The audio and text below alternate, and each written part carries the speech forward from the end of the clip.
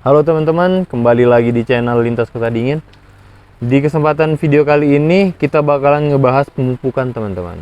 Pemupukan itu nantinya mengarah ke pertumbuhan daun dan ketahanan terhadap penyakit pada tanaman gitu.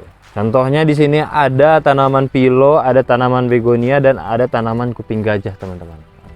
Teman-teman bisa lihat ini dia ketiga jenis tanamannya yang bakalan kita bahas untuk rekomendasi pemupukannya. Pemupukan yang saya gunain di sini, ini dia pupuk NPK Grower plus pupuk cantik teman-teman. Itu adalah mereknya. Mereknya saya ulangin lagi, NPK Grower dan pupuk cantik. Nah, teman-teman bisa lihat. Ini dia untuk NPK Grower yang berwarna hijau, sedangkan yang cantik dia yang berwarna putih teman-teman. Untuk persentase penggunaannya 1:1. Oke. Kita bahas dulu tentang kegunaan pupuknya dan sasarannya.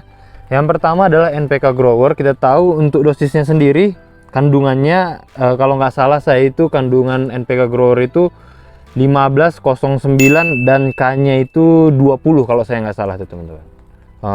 Sedangkan untuk pupuk cantik itu ada di penggunaan nitrogen dan kalsiumnya yang tinggi.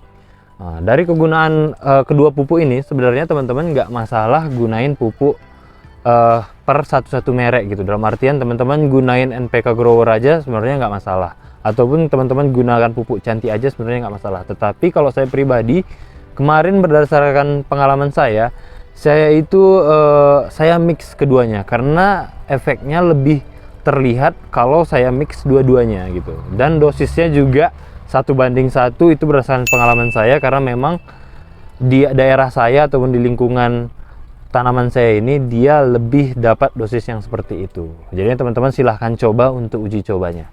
Yang pertama adalah kita tahu bahwa NPK Grower dan cantik itu memiliki kandungan nitrogen yang tinggi yang sangat bermanfaat untuk pembentukan daun teman-teman, yang dimana daun itu bisa lebih cepat ataupun lebih banyak jumlah daun yang keluar dan warnanya lebih cerah teman-teman.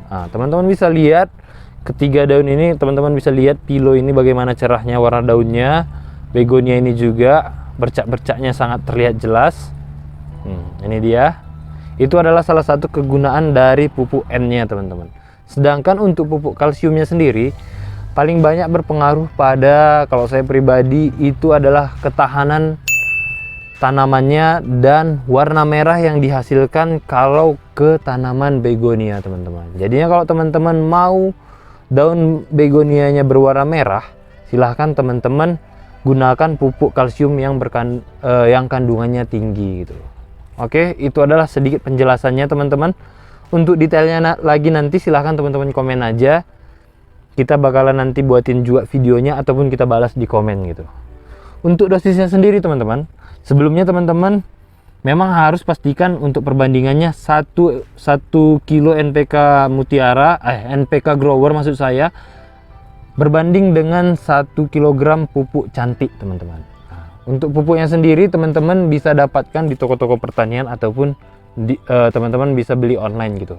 Ataupun teman-teman susah nyarinya beli onlinenya juga, teman-teman rasa ribet, silahkan komen aja WA kita, nanti bakalan kita buat racikannya gitu. Untuk dosisnya sendiri, untuk tanaman kuping gajah seperti ini, saya gunain dia hanya setengah sendok teman-teman. Kurang lebih seperti ini, setengah sendok aja. Dan penggunaannya di bawah daunnya teman-teman. Teman-teman bisa lihat, saya bakalan zoom nantinya. Seperti ini teman-teman, penggunaannya seperti ini. Pas di bawah daun tetapi tidak terlalu dekat dengan bonggol. Kurang lebih dia jaraknya 3 sampai dengan 5 cm dari bonggolnya teman-teman. Kemarin itu saya dapat ini karena lebih efektif penggunaannya, dan memang akarnya belum sampai ke pinggir-pinggir semua teman. Untuk ukuran yang seperti ini ya, akarnya itu belum sampai ke pinggir, dia masih ada di bagian daun, bawah-bawah daun seperti ini. Jadinya pemberian pupuknya saya lakukan di bagian seperti ini tadi, kurang lebih 3 sampai dengan 5 cm dari bonggolnya. Untuk begonia juga sama teman-teman ya. Ini kalau ukuran begonia yang seperti ini, teman-teman sebenarnya kalau mau nyebarnya secara merata sangat bagus. Tetapi kalau memang kondisi tanamannya seperti ini, teman-teman susah memberi pupuk di bagian ini, teman-teman silahkan berikan di kedua sisi aja teman-teman. Contohnya seperti ini, dan di bagian belakang ini teman-teman. Nah, silahkan teman-teman lakukan di bagian dua sisi aja. Kalau memang dia penyebarannya, teman-teman nyebarnya susah gitu, lakukan di dua sisi aja. Oke. Dan untuk tanaman pilo seperti ini teman-teman, pilo lemon, teman-teman silahkan gunakan di bagian pinggir potnya teman-teman. Nah, pinggir pot dalam artian seperti ini, di bagian lingkaran pot paling dalam. Contohnya seperti ini. Silahkan teman-teman berikan di bagian pinggirnya aja nih. Kalau bisa keliling silahkan sekeliling, kalau nggak dapat silahkan di bagian kedua sisinya aja. Terus pilo, kenapa saya lakukan di pinggir pot? Karena memang kalau teman-teman bongkar pilo ini, dia akar serabutnya banyak banget di permukaan dan di bagian pinggir potnya teman-teman. Jadinya lebih efektif diberikan di bagian pinggir pot sebelah dalam. Oke teman-teman, itu adalah sedikit penjelasan pupuknya tadi, ataupun sekaligus kita review pupuknya. Saya gunakan kedua pupuk ini pada fase tanaman yang sudah remaja ataupun beralih ke dewasa teman-teman. Untuk pupuk anakan tanaman, nanti kita juga bakalan review juga, kita kasih tahu. Tetapi terkhusus pada video kali ini kita bahas kedua jenis pupuk ini untuk fase remaja dan dewasa. Oke teman-teman, semoga video ini membantu untuk pemupukan tanaman teman-teman. Semoga tanaman teman-teman kalau sudah dikasih pupuk ini makin sehat. Tetapi kalau ada kendala ataupun tiba-tiba kelebihan dosis, teman-teman silahkan kurangin dosis pupuknya teman-teman. Ataupun mungkin teman-teman salah peletakan areal pupuknya, ataupun pupuknya tidak tepat areal, tepat sasaran teman-teman. Nah, jadinya mungkin itu adalah kemungkinan yang paling sering. Ataupun tiba-tiba, bang ini kok daun begonia saya awalnya daunnya merah tapi lama-lama dia layu dan lama-lama dia menguning setelah diberikan pupuk ini. Mungkin itu tadi karena kelebihan dosis teman-teman, kelebihan dosis pemupukan. Jadinya teman-teman juga harus belajar bagaimana kondisi lingkungan teman-teman yang mendukung memang pemberian pupuknya bisa maksimal gitu.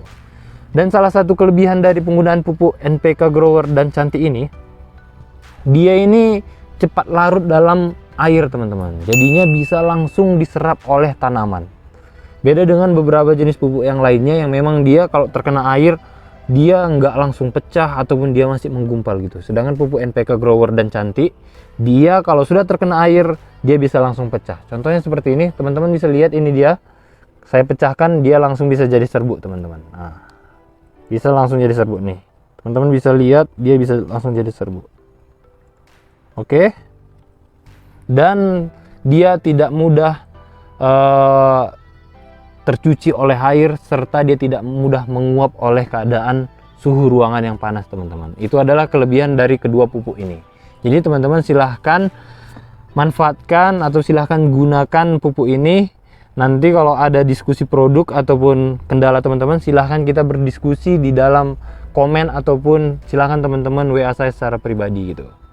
Oke teman-teman, kalau teman-teman juga berminat dengan ketiga tanaman ini, mau koleksi juga, silahkan WA kita, nanti kita sediain tanamannya dan kita kasih tanaman yang paling bagus.